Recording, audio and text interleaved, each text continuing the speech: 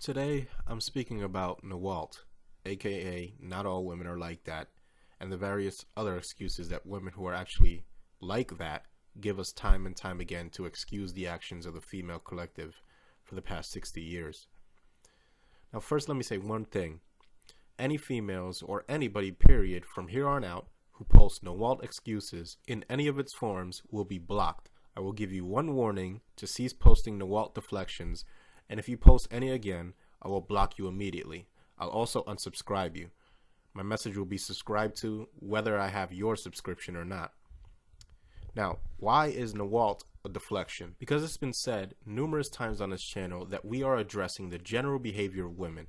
On this channel, we observe the relationship of women as a collective with the state and how they've been using that relationship to benefit themselves at the expense of men. That's right, we're judging women as a collective. The amount of women that aren't like that are negligible, and the behavior of most women demonstrates this. And most of the women coming on my channel using NEWALT are women that actually are like that and prove themselves to be within 2 or 3 comments. Now, you have various excuses, but all of them point back to the same thing: women dodging responsibility for feminism and eventually blaming men for it. And you're going to see more of this now that the tide is slowly turning and a lot of single mothers and barren, frigid, unwanted feminists are starting to see feminism for the disaster that it was. Now, you're going to see a lot of women asking for a truce and pretending that they had nothing to do with the past half decade, and NEWALT is the mechanism they're going to use to do it.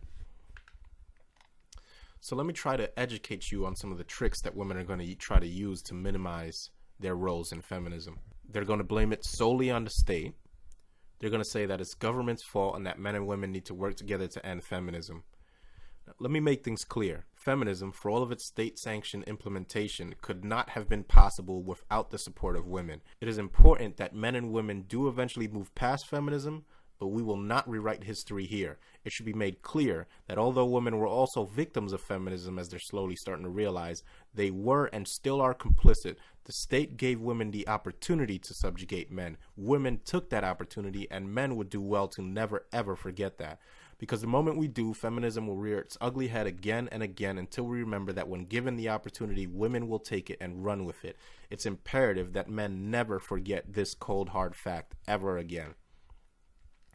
NEWALT is insidious and dangerous to men for the simple reason that women don't also apply it to men. We have so many women saying when I point out their bad behavior, "Stop whining, not all women are like that, men just need to get with the right women," etc. Now, we as men call for the aggressive prosecution of false rape accusers, and women have the nerve to say that if we just pick the right women, we won't have to worry about it. But try telling women to petition for the removal of rape shield laws and what'll happen.